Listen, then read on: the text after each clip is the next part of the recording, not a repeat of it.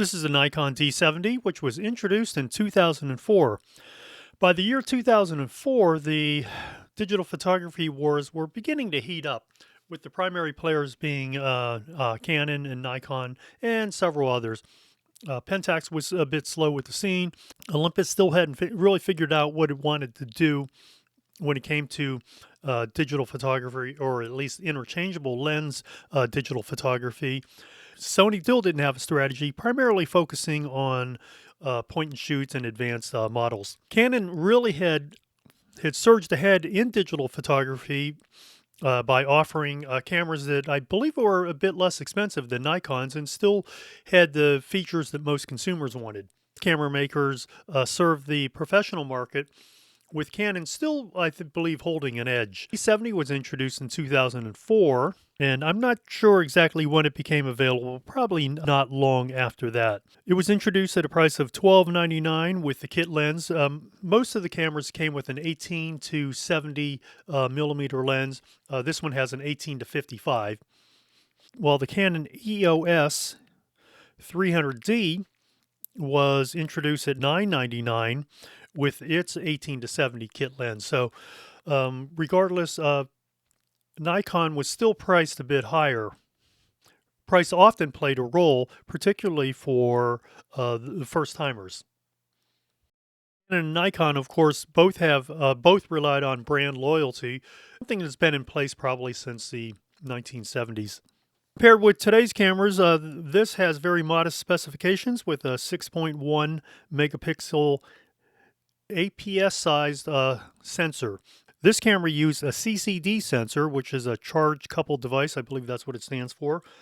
Whereas the Canon cameras primarily used, I think possibly, at least their digital SLRs, exclusively use the CMOS sensor that is widely in use today. In fact, I don't believe there are any digital SLRs or mirrorless cameras that use a CCD sensor. That was dropped. I'm not sure when it was dropped, but at some point CMOS has become the dominant sensor technology. As I mentioned, this had an APS-sized sensor, which meant that it was a crop sensor and included a 1.5x magnification on all focal lengths. So that meant the 18 millimeter focal length was really 18 plus 9, was roughly 27 millimeters on the wide end. You could say 28, whereas the 55 was going to be 55 plus 27, going to be 82 millimeters. Mild wide angle to mild telephoto. However, Nikon offered other DX lenses on the telephoto zoom side as well. This camera had the unique ability to accept nearly any Nikon autofocus lenses from the film era, and also nearly, I would say, I don't know if it was all, but probably a good number of Nikon manual focus lenses also from the film era. Rather than using a pentaprism, this camera uses a pentamirror setup. The viewfinder is slightly dimmer than, I believe, a pentaprism. It's not terrible. However, it is something for you to keep in mind when selecting this camera. In use, I thought the viewfinder seems a bit small because it is a crop sensor, so I think Nikon would have done well to place a small magnifying element in the viewfinder, just so that it enlarged the view. However, Nikon was not alone in this regard, and other digital SLRs at the same time that used the APS size sensor also showed the same thing, in which they were just showing a smaller viewfinder. This had, as was soon to become the craze, this has a fairly large number of buttons and dials and switches. So up top you have your Nikon rotating collar switch on-off. It has the very thin Nikon strap. You also have a command wheel in the front. This is your autofocus assist light. Over here is your badging, D70. And here's a button to pop up the flash and control your flash modes. Lens release. This is your autofocus and manual button. Notice the lens also has an autofocus and manual focus switch. This is a little switch, not a button. This also has a switch to either turn on or turn off vibration reduction. If you have any vibration reduction lens from any camera mounted to a tripod, it's always recommended that you turn off the vibration reduction. Here's a heavy rubber door, an external power port, and I believe this is a video port. Because all the markings, as many camera makers have done and continue to do, it's black on black, it's actually somewhat difficult to know exactly what their function is. Aside from the USB port, the camera has no wireless capability, so it doesn't connect to Wi-Fi, doesn't connect via Bluetooth. It has no GPS abilities to record the location of a photo. It's no surprise because this is an older camera. This would predate the mini USB as well as or micro USB, as well as the USB Type-C. Moving to the back of the camera came with this little LCD cover. This is a 1.8-inch TFT LCD, so it's rather small. Most cameras today come with a 3-inch LCD, so it's, this is small by comparison. This is I think it's sort of become known as the D-pad. Here's another command dial. Here's your auto exposure and autofocus lock. Here's another button for bracketing, and so this button would allow you to change between a single exposure and continuous exposure. This camera could shoot up to 3 frames per second. And once again, that seems rather slow, but for that time, it was probably adequate. It's particularly, we're still talking the early days of digital photography, so to speak. This is your menu button. Here's your white balance. This is also, most of these buttons you'll notice have a dual marking underneath, so they did have dual purposes. This would be your enter button or your magnification, depending on if you were looking at a photo. Here's your, this would allow you to protect the photo so you didn't accidentally erase it. Or you could change the quality of the image. The images, by the way, were either, what were they shot in? They were shot in either JPEG or RAW. This camera did not take movies, but there were very few digital SLRs at the time that did take movies. That really didn't come in play until live view was introduced into most digital SLRs, and of course that came over from Olympus. Now over here, I'm not clear on the purpose of this button. I'll need to look it up in the owner's manual, find out, and this allows you to delete images. This is your memory card door. This camera used compact flash cards. I've used as large as a 64 gigabyte compact flash card, and it has, worked fine. Nikon stuck with compact flash for quite some time, probably because it's a bit more durable. There's nothing wrong with an SD card, but they are rather flexible. And, when you're dealing with the consumer market or professional market, you could tout that is one of the benefits in that you're using a medium that was much more durable. On the right side, there's actually nothing here. And on the bottom, you have your tripod socket. It's in alignment with the center of the lens. And finally, you have your battery door. Let me see, this used I did not write down what type of battery it was. However, these are still available today. Mostly they're available on the secondary market where you will probably buy like a Chinese knockoff, but that's what's in here right now. And I actually don't have a problem with this battery. So this is the Nikon lithium-ion pack. Oh, this actually is the original battery. So this is the EN-EL3, has 1400 milliamp hours, and this is a lithium-ion.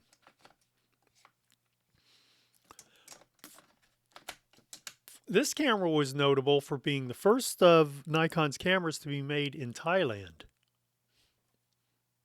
And you can see the model number here, D70.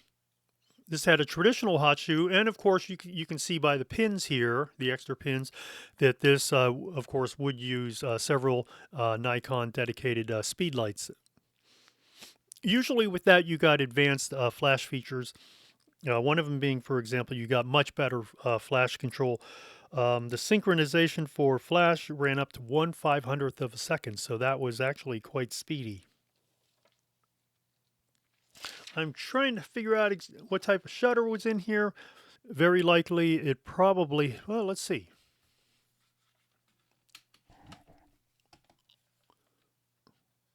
Pull up that mirror. Yes, you can see it's simply a vertically traveling shutter, and you can also see how you can see the frame in there, which would be for the APS size sensor. Without the frame, you would probably see the edges of the sensor. The cost of the sensors was quite prohibitive at that time, so many camera makers, particularly those that were making models for the amateur market, were using the smaller sensor, and that's true today. As was normal for many autofocus cameras, this does not have an aperture ring, and certainly that holds true with this. So let's take a look at this LCD. The LCD shows you how many photos are remaining on your memory card. It also shows you the type of metering and autofocus. So right now it's set to autofocus single. You should be able to change that by, it's going to be one of these buttons on the back. So I'm not going to mess with it. You can also, I also forgot to mention that here is a white balance button, and you can always change the white balance from automatic to preset to setting your own flash, etc., etc. And that's fairly simple to do. You really just hold down this button, it says WB, and you turn this command dial that's on the back of the camera. If you want to change the type of photo or the quality of the photo that you're shooting, in that case, see where it says QUAL? Now you'll hold that down, rotate this command dial, and you'll see you can change from normal to fine to raw plus basic. And in all cases, it will show you how many photos that you can take in that particular mode. If you want to replay your photos, you would press this button, play. This is a very stout SLR. This is a very stout camera. It's very thick from front to back.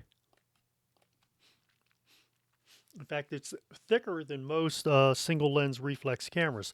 And it probably does that because, you know, they pack quite a few electronics into the camera. But compared with today's cameras, you can really see just the difference between this and other cameras. So we'll do a quick front to back comparison with a couple other cameras. Here we are comparing it with a Sony A7, and you'll see that how much thinner this body is, and even the hand grip, you know, it's much thinner. Of course, we are talking about a camera that was produced in 2004, compared with one that was produced in the 2010s. It's also a shorter camera. So if you put these side by side, you can really see just how much shorter the Sony camera is. You can see how much smaller a micro four thirds camera is compared with the Nikon. So you can see that the Nikon is a much larger body. That is one of Olympus's selling points when it comes to the micro four thirds system. Of course, also keep in mind that this sensor is half frame, which, although it's, you know, oriented horizontally, but so it's roughly maybe another 2/3 the size of a APS sensor, and of course half the size of a full frame camera.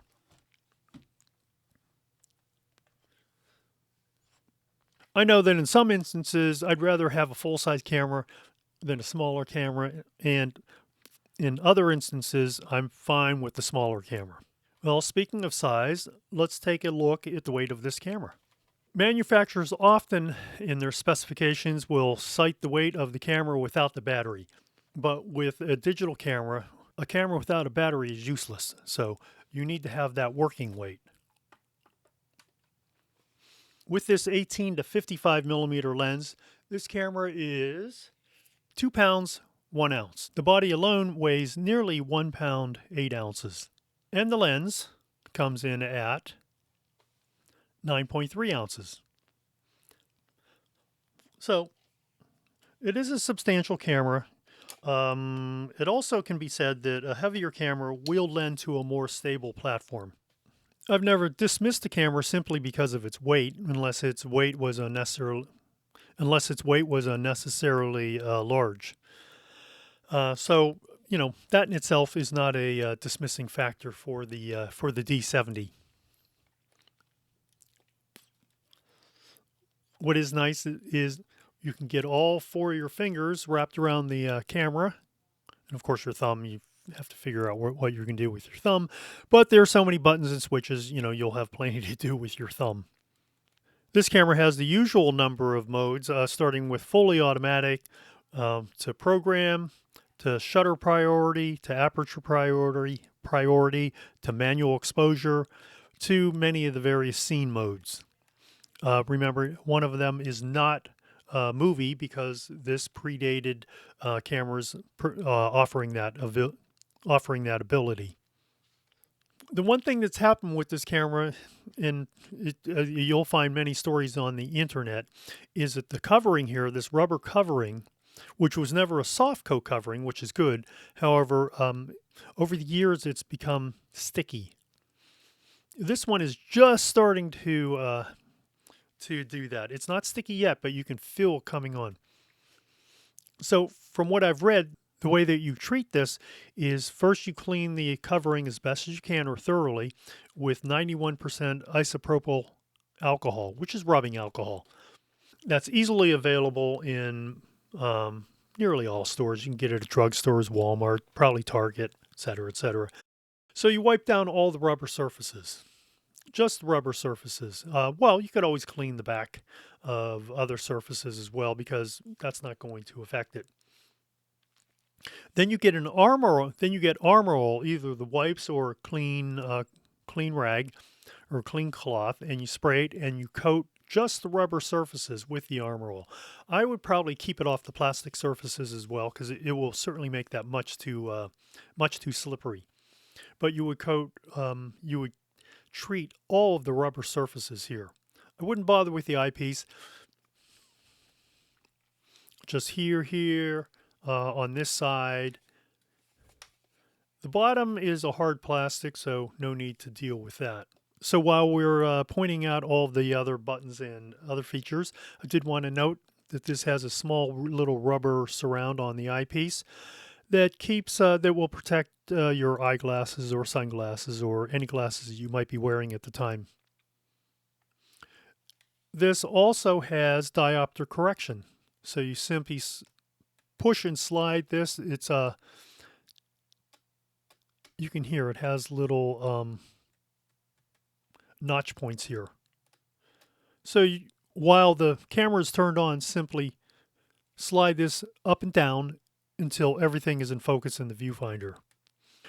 What diopter correction does is corrects the eyepiece for your eyesight and then allows you to use the camera without glasses. The Nikon D70 was offered only in black. So unlike other cameras to follow, which sometimes were offered either in silver or black, this one was available only in black. In fact, I think most of Nikon cameras, except for, I want to say it offered the FM digital model in silver or black. This one was offered in black only, and most of Nikon's digital SLRs and even its mirrorless cameras today come only in black.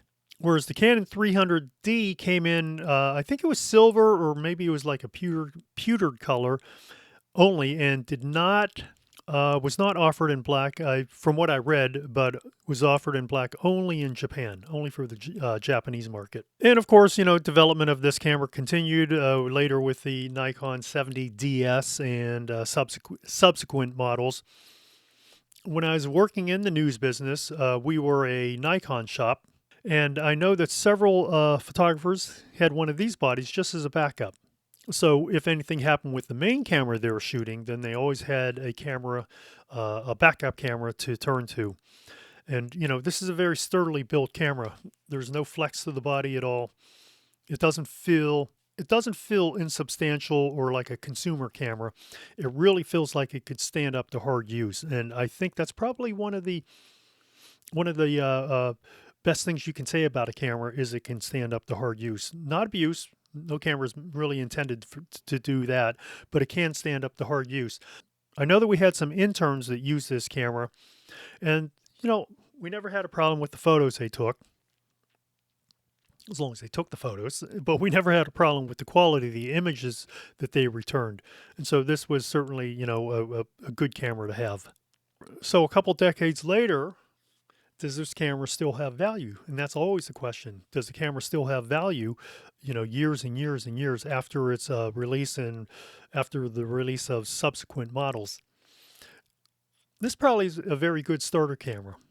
It's a very reliable camera. You're not going to have a lot of problems with it. I don't recall this having a lot of technical malfunctions, because sometimes certain cameras would have like certain issues with it. I believe one of Nikon's cameras had a problem where it was leaking oil onto the sensor. That was a big mess for Nikon that they had to address. But this camera has been pretty much problem-free throughout its life. And so you really can't say much more about a camera other than it does what it's intended to do, which is take photos, and that's it. So here we have it, Nikon's D70, intended for the amateur market, also used by professionals, and still available today primarily on the used market. I hope you enjoyed this video, and if you did, please consider hitting that like and subscribe button. If you have a camera that you'd like me to take a look at in the future, please let me know in the comments below, or send me an email at contact@camera-talk.net. Until next time, go out there and take some photographs.